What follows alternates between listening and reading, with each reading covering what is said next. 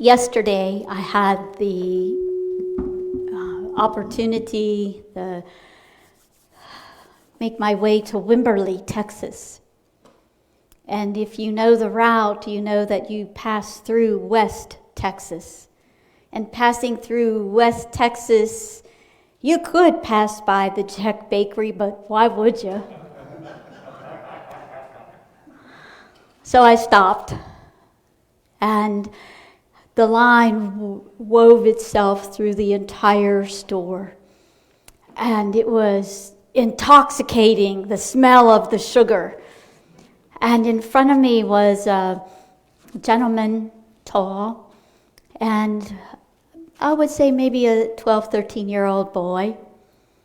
And one by one, children kept coming. He was talking to each of them as they came to him, until all 5 of his children had gathered with him. And he was reading the signs in the Czech bakery of 875 pounds of ham they use every week, and 900 pounds of butter every week. And he was so excited to know these things, and he was sharing all of that with his children. And all along the way, he was telling them different facts about this experience of the Czech bakery. And then we got to the menu, and he was just bursting with excitement on, oh my gosh, do you remember the pizza one you had? It had pepperoni in it, or would you want sausage in it? And there's Nutella. And what fruit? There's strawberry and apricot. And he was just unstoppable in his zeal about kolaches. And he was sharing the whole experience with his children. And we made our way up to the checkout counter. I was just intrigued with this gentleman. I was enjoying my experience so much more because of him. And in walked his friend. And he yelled across the store, oh, hi, how are you? You've never been here before. So he goes through the whole process of choosing your kolache and your favorite fruit, and you can have meat, Nutella. He mentioned the Nutella several times. So by the end of my visit, I had a Nutella kolache.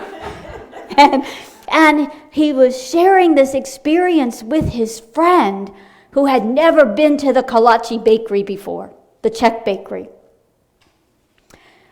Merrily, merrily, merrily, merrily. This man was in the moment and savoring that experience for all it was worth. And his exuberance of it was contagious. I couldn't help feel more excited about my visit there. And I just thought, oh my gosh, this is a man with 5 kids, and his wife joined them also. My guess is that not every moment is like that.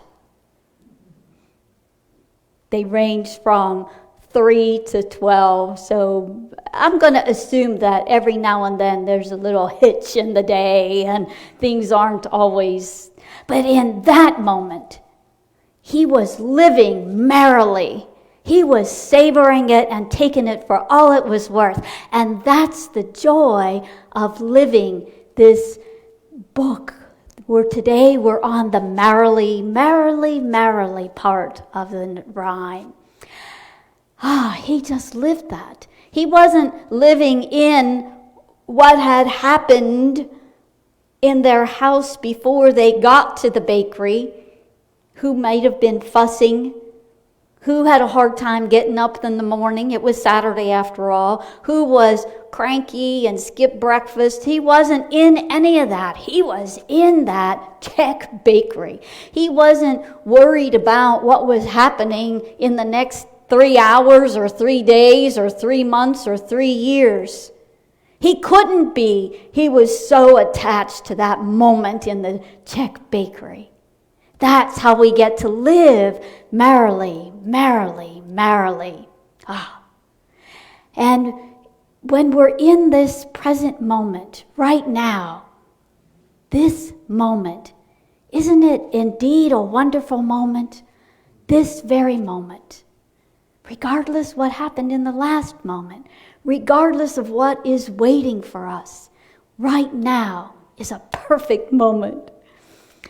And Steve Taylor, the author of this remarkable gem of a book called Row, Row, Row Your Boat, a guide to living life in the divine flow, says that we can live merrily, and our merrily can be really diminished if we spend too much time regretting the past or too worried about the future. And if we remain present to the here and now. Steve says that he believes that absolutely everything that happens in our life is a portal to our highest good. Now, let's be real clear about the words, that what's happening is a portal to our highest good. He doesn't say that everything that's happening in our life feels good at every moment, and not everything that is happening looks good in any given moment. Yet when we believe that even in the messy, prickly parts of life, it's carrying us to our highest good. And when we believe that, we can live that. We can live just as Sonny did in The Best Exotic Marigold Hotel. It's a fabulous movie. But Sonny said throughout the entire movie, as catastrophe and calamity after chaos happened as he was trying to build this entity, everything will be all right in the end. If it's not all right, it's not the end. And we know the story of that farmer. And every day the farmer would go out into his field, and he had one horse, and he would work his field with the horse. One day the horse ran away, and the neighbors came by after they heard the news and said, "Oh my gosh, what bad luck you have." And the farmer said, "Good luck or bad luck, I don't know." Well, time went on, and the horse came back one day. But the horse had with him 10 other horses. And the neighbors came by and said, "Oh my goodness, now you have 11 horses. What good fortune." And the farmer said, "I don't know. Good luck, bad luck, maybe." One afternoon, the farmer's son came to visit to help him out in the fields. And as he was trying to tame one of the new horses, he fell and broke his leg. Couldn't help the farmer anymore. And the neighbors came by and says, "Oh my goodness, he can't help you anymore. What bad luck." And as you might imagine, the farmer said, "Good luck, bad luck, I don't know." Several weeks later, as the young boy was healing from his broken leg, a regiment of the army came recruiting all the young able-bodied men. And the youngster wasn't able to do anything, so they let him lying where he was, and off the army went. And the neighbors came by and said, "Oh my goodness, what good fortune you have that your son got to stay home." And what did the farmer say? "Good luck, bad luck, I don't know." When we are willing to sit in the experience long enough to see the end, we might see the good. When we are willing to look at life with those same eyes as the divine sees the good, we too might see good. Might not be in this moment, but it might be. It might not be in the next day, but it might be. So we just sit in the experience and learn all that the experience has to share with us. And in the Book of Joy, the Dalai Lama and Desmond Tutu say, what's the point of worrying? If you're in an experience and there's nothing that you can do about it, what's the point of worrying? And if you're in an experience and there is something that you can do about it, do that. And if you do that, what's the point of worrying? So just don't worry. And I also turn to the author Mark Nepo in The Endless Practice. Mark Nepo says we have the capacity to allow joy to sit right beside all the other things that we feel in life. Joy can sit side by side with our sadness. Joy can be the underlying foundation of our grief, of our uncertainty. Joy can be partners with all of those. And we remember our unity principle, that God is absolute good and present in everything. And you might be asking yourself, are you crazy? Don't you see the headlines in the news? Don't you read the paper? Actually, I don't. I can't maintain me if I'm distracted by the sound bites that for-profit news is putting in the ethers. I can't maintain my center and my contribution to the collective consciousness if I'm distracted by the television. So I hear what's happening in the world. You can't help it. So when I hear of a mass shooting, I pray. I pray for all the people who are involved, those who were injured, those who may have lost their life, and the shooter, and everyone touched by that experience. I don't need to know the mental health condition of the shooter. I know to pray. In time of a natural disaster, I hear that something has happened, and I pray. I pray for the safety and the recovery and the rebuilding and the restoration of life. When I read about the homelessness, I pray. And then I might take meals to the camp near my house so that nobody goes hungry. When I learn of social injustice, I learn the details that I need to know until my knowledge is where I want it to be, and I pray. And then I might take action. I write my elected officials. I let them know what I think. Sometimes they like it, sometimes they don't. But that's okay. I vote. I do all that is mine to do. But if you notice, there's an underlying theme, because I believe that there's an enormous power in our prayer. I remember that prayer shifts and changes the consciousness. Because Charles Fillmore tells us that prayer is the most highly accelerated mind action. It's the highest place we can go in our thinking, in our prayer. So I do what is mine to do, and I pray. And it's our fifth principle in unity. It's not enough to know all this spiritual truth. We're expected to live it. So we do what is ours to do. And by being in charge of those sound bites that come into my world, I can keep an equilibrium. I can keep balance in me. I can continue to consciously contribute what I choose to contribute.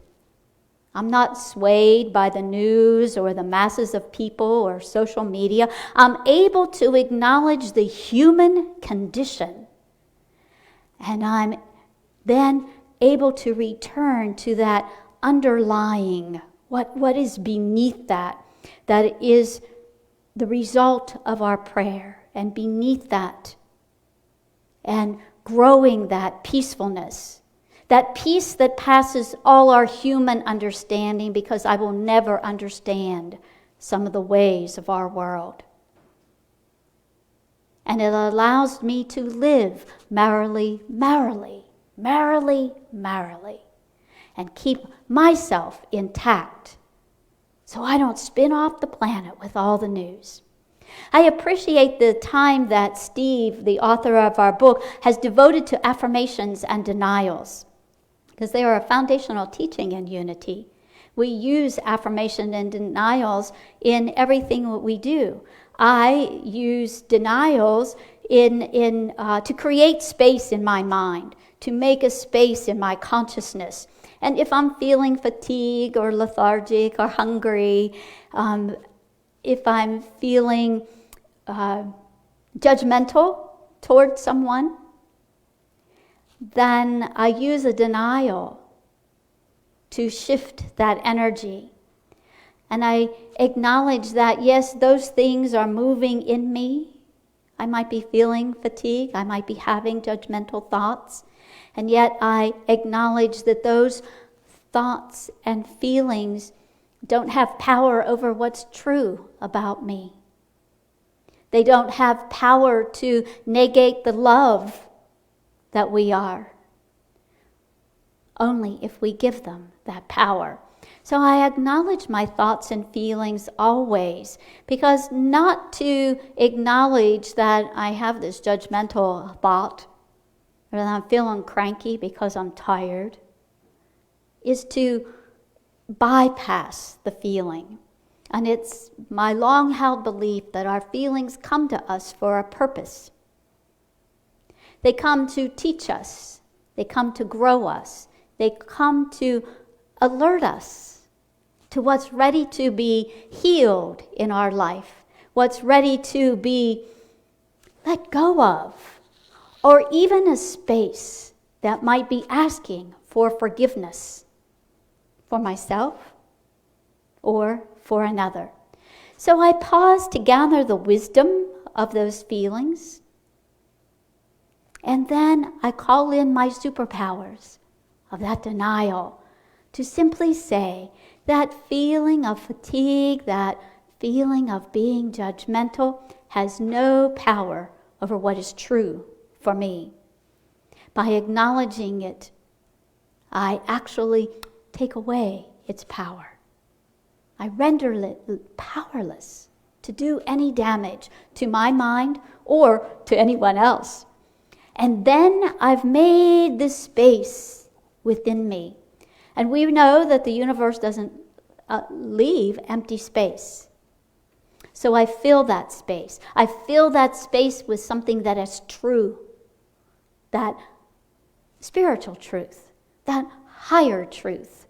And in the times that I was in ministerial school and studying, boy, I was also working and doing other things.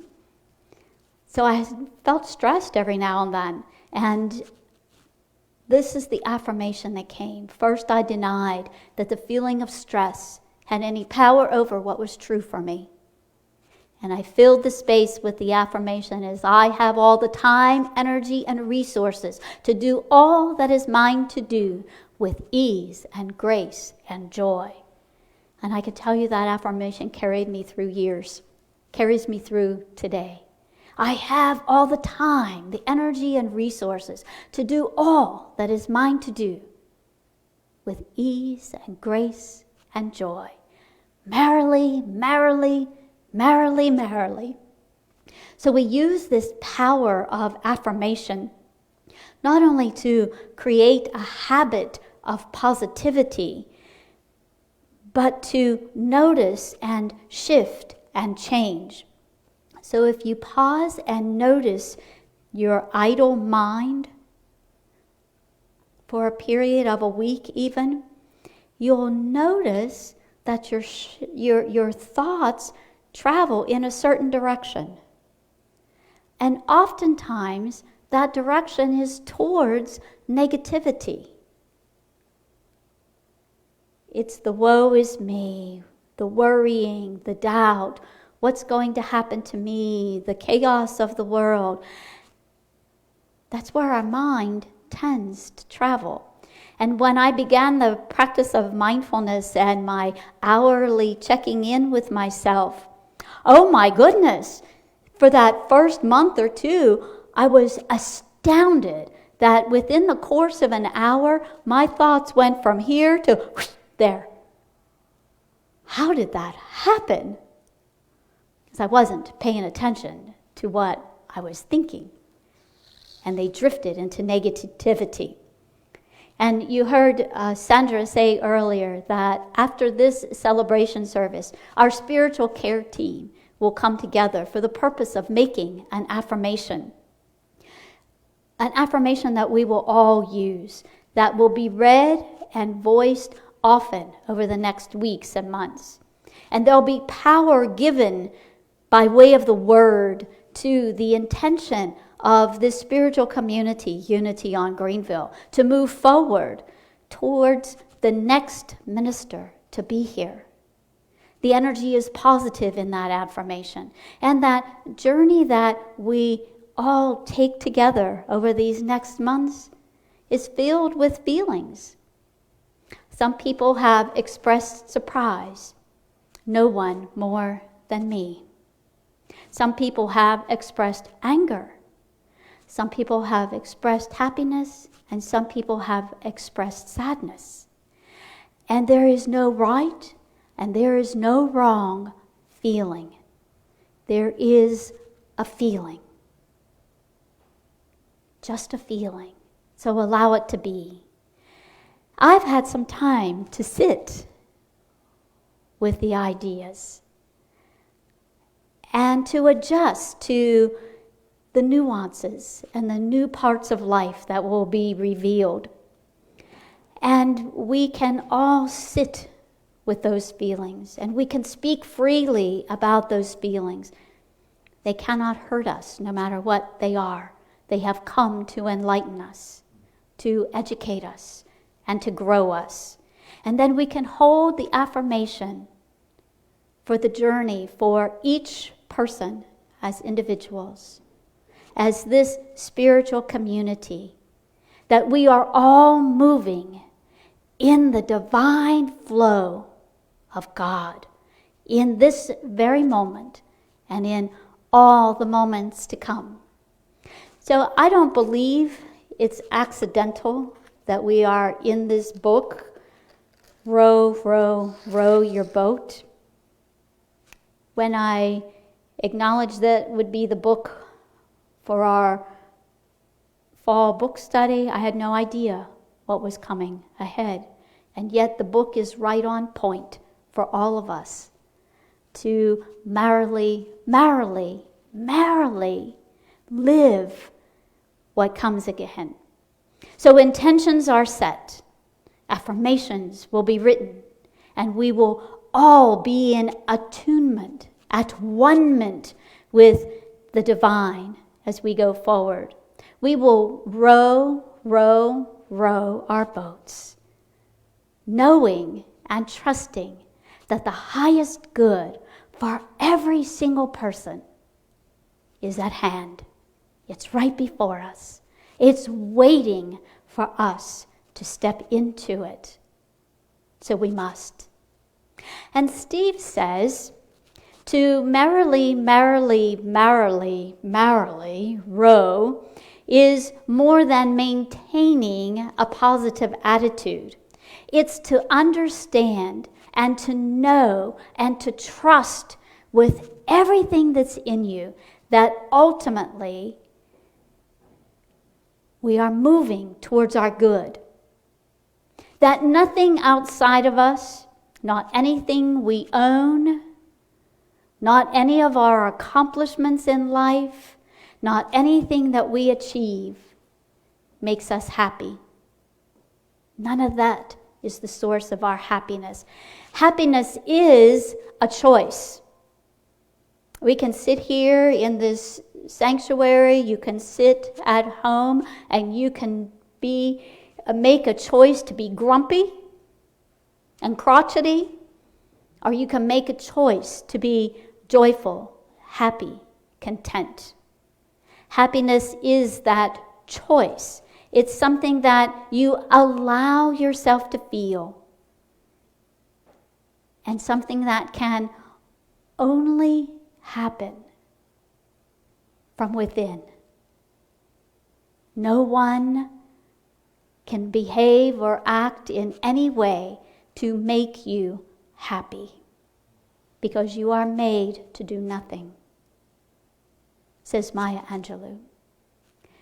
We get to choose our happiness. We get to choose our joy, and that comes from within, from connecting with that source, from connecting with that life. So we move merrily through our journey. So just like the farmer who declined to label every step of that story as good or bad or indifferent, he just went with what showed up around him.